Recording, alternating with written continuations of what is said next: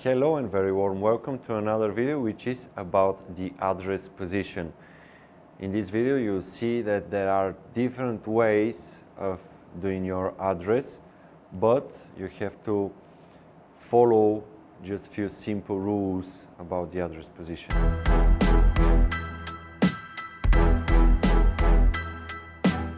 In one of my previous videos you can see where to hold the cue, what should be the bridge distance. But remember that it is individual, there is no right or wrong.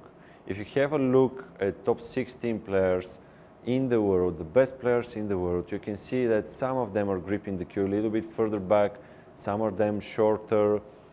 The bridge distance is also longer or shorter. Well, top professionals, they try to get the bridge a little bit shorter, but they play on very quick tables, on very fast tables.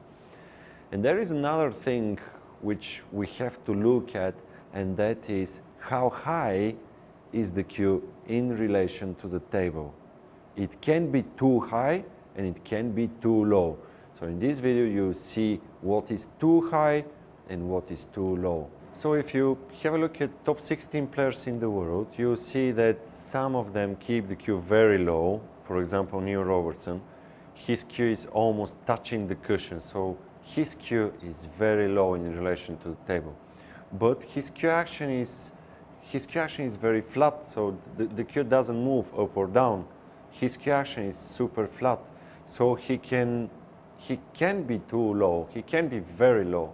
But if your cue action is not like Neil Robertson's cue action, to be perfectly straight, then you can take the cue a little bit up, like Ronnie O'Sullivan is doing, and Mark Selby is doing. And because to have a little bit more space between the cue and the table to allow yourself for nice follow through, so the cue at the moment of hitting the ball goes slightly down, the butt of the cue goes slightly down, you need a little bit of space.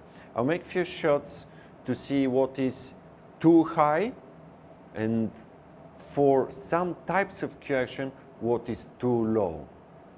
Okay, so I've put a red ball here on the cushion so we can take some measurements how high the cue should be. And depending on your cue action, you have to decide how high should be your cue. So if your cue is very close to a red ball near the cushion like that, you can see how much is the gap between the cue and the table, and that is pretty much perfect distance if you're dropping the cue a little bit while you're striking the ball. So before you start, you're a bit that much distance from the cushion, red ball, which is on the table, and then when you hit the ball, then the cue drops a little bit, and then the cue finishes flat here on the table. So that much is okay if your cue action is with dropping the cue down a fraction. I'll play the shot, I'll remove that red. So I'll play the shot to see. So now the cue has some little bit room towards the cushion, and when I play the shot,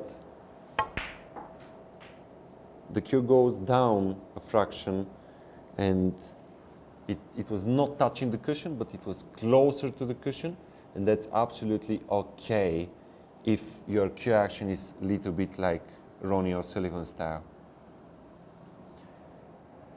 If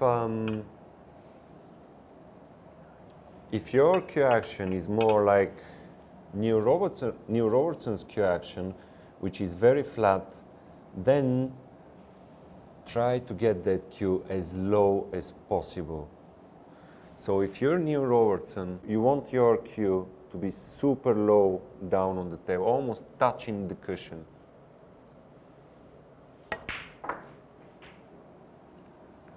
And that's it.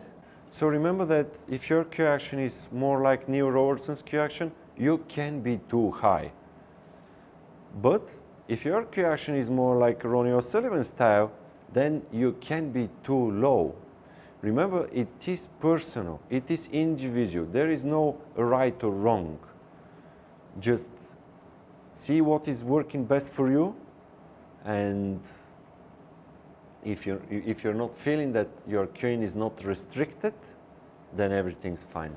Thank you very much for watching. Subscribe, share and like the videos.